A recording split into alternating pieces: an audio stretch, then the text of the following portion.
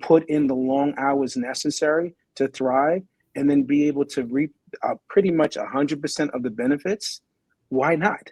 Especially because you have an opportunity to do so, because right now the environment is very crazy. Indeed, it is. Indeed, it is. And, you know, it's something that you said, you mentioned about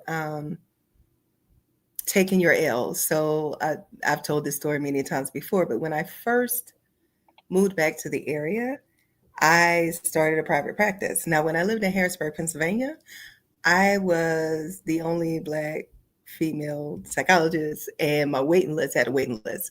So when I moved back down here, I was just like, oh, I'll be good. Like, my practice will thrive because it did so well just an hour up the road, right? But what I soon Mhm. realized, I moved back here in 2007. And if we remember at that time, we were really going through the market crashing, houses crashing, that whole ordeal. So therapy was not a priority for people. It was a luxury, right? Unless they were court Mhm. ordered, right?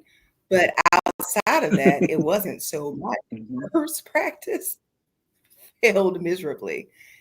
And so my husband was like, we got to make a decision because we're paying rent for you to have this here office. We need to figure out what you're going to do.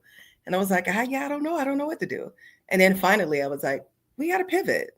You know, I was like, I need to learn how to Mhm. pivot. So it's so interesting in what you said in terms of like, it's not an L, but it's a lesson. So what I learned is that my people will go to coaching, but they may not go to therapy.